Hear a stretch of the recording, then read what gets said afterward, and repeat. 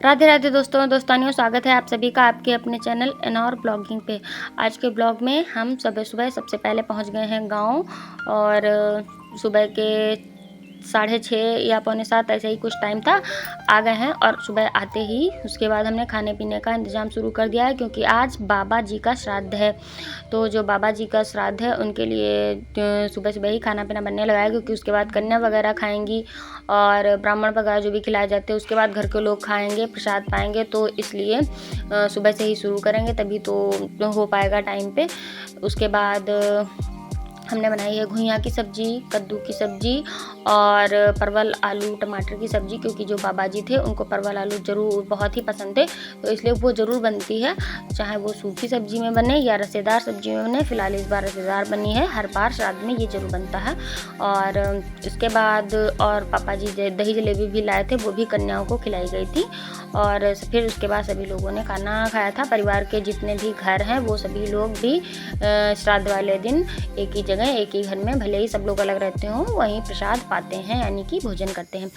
और बहुत लोगों का मानना होता है कि जो श्राद्ध में जो भी बनता है या जो भी पितरों को दिया जाता है, तर्पण किया जाता है, उनके नाम से किया जाता है, उन्हें मिलता है या नहीं। तो उन्हें मिलता है, ये शास्त्रोक्त बात है और शास्त्रों में भी कई बार वर्णन किया गया। भगवान रामचंद्र जी ने भी राजा दशरथ का तर्पण किया था मंदाकिनी नदी पर, जब उन्हें पता चला था कि वो नहीं रहे हैं। तो ये जब भगवान ने ही किया है तो सच ही है, ये कोई झूठ बात नहीं है। तो ये उन लोगों को ज़रूर मिलता है और सभी के कर्मों के खाते में ज़रूर लिखा जाता है। अगर व्यक्ति तर गया है तो भी उसको मिलता है, ये वहाँ भगवान के पास रजिस्ट्री के रूप में जाता है, आपके द्वारा किया हुआ पुण्य फल। अगर वो व्यक्ति तर गया है, नहीं है, उसकी आत्मा परमात्मा में विलीन हो चुकी है, तो भी वो जिसने ये पुण्य कर्म किया है उसके पुण्यों के खाते में आ जाता है। कुल मिलाकर आपको श्राद्ध कर्म करने से कोई भी हानि नहीं है, हमेशा लाभ ही है, पितरों का आशीर्वाद भी मिलता है। और साथ ही साथ अगर आपके पितृ तर चुके हैं, यानी कि आत्मा परमात्मा में विलीन हो चुकी है, तो भी उसके पुण्य का फल आपको अवश्य मिलेगा। और इसके अलावा अगर आपके पितृ किसी भी योनि में किसी भी जीव के रूप में हैं, उन्हें वो उस रूप में अवश्य मिल जाएगा।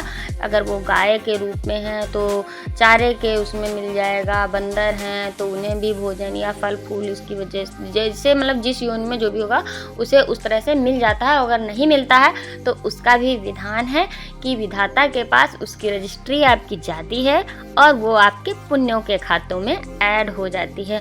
तो अच्छे कर्म करते रहिए, पितरों का आशीर्वाद लेते रहिए, साथ ही साथ परमात्मा का भी आशीर्वाद लेते रहिए और अपने पितरों का श्राद्ध कर्म वगैरह जो होता है इसको ज़रूर किया जाता है, ज़रूर करें।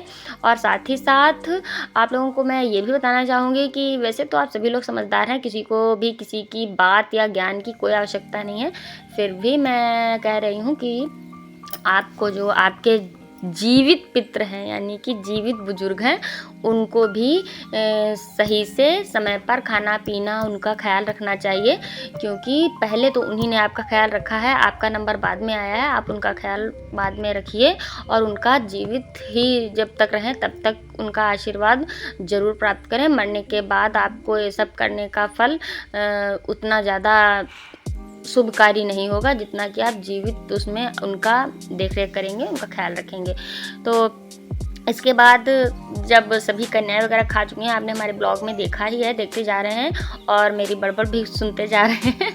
तो उसके बाद सभी घर के लोगों ने भी प्रसाद पाया, यानी कि खाया है। और जो श्राद्ध किया है तो उसमें अग्यारी वगैरह भी की जाती है, अग्यारी भी की गई है। और कभी कभी हमारे यहाँ तो ये भी मना लिया था, अगर कोई भी श्राद्ध वगैरह है और उसमें सूतक हो गया या मतलब सूतक मतलब किसी के बच्चे वगैरह हो जाते हैं, उसका भी सूतक मनाया जाता है, तो आप अग्यारी ना करें लेकिन श्राद्ध कम करें, क्योंकि बच्चे होना कोई बुरा काम नहीं है। इसमें आप जो है दान पुण्य तो करते ही हैं। बच्चे के होने पर यशोदा मैया ने कितना दान पुण्य किया था, ये तो आपने कथाएं सुनी ही होंगी, तो ये सब आप कर सकते हैं। बस आप अग्यारी ना करें, बस इतना ही और उसके बाद आप पूरा श्राद्ध जैसे करते हैं वैसे ही खाना पीना खिलाएं, कन्याओं को दान पुण्य करें, आपका पुण्य के ही खाते में जाने वाला है।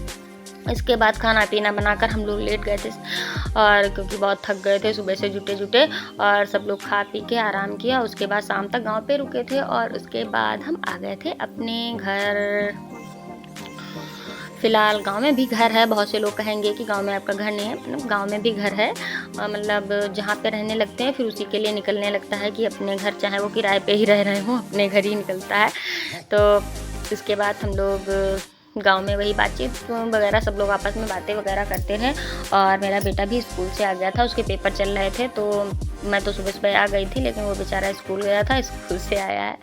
तो अब दुलार दिखा रहा है, माँ बेटा की मस्ती चलेगी। और आज के ब्लॉग में इतना ही, मिलते हैं नेक्स्ट ब्लॉग में। अपना प्यार, सपोर्ट और आशीर्वाद मेरे साथ बनाए रखें। चैनल पे नए हैं तो सब्सक्राइब जरूर करें। और बहुत दिनों से मेरा कोई ब्लॉग और वीडियो नहीं आया है, इसके लिए सो सॉरी। और मैं आप लोगों से बार बार सॉरी बोल रही हूँ, क्योंकि मैं अब पूरी कोशिश करूँगी कि मैं रोज़ के रोज़ ब्लॉग डालूँ। आप लोग समझ सकते हैं कि एक बहू के लिए बहुत ज़्यादा मुश्किल हो जाता है जिम्मेदारियों के साथ साथ ब्लॉगिंग और वीडियो बनाना, और ख़ासकर जब वो गांव से रिलेटेड हो। सब लोग बहुत बातें बनाते हैं। Bye bye.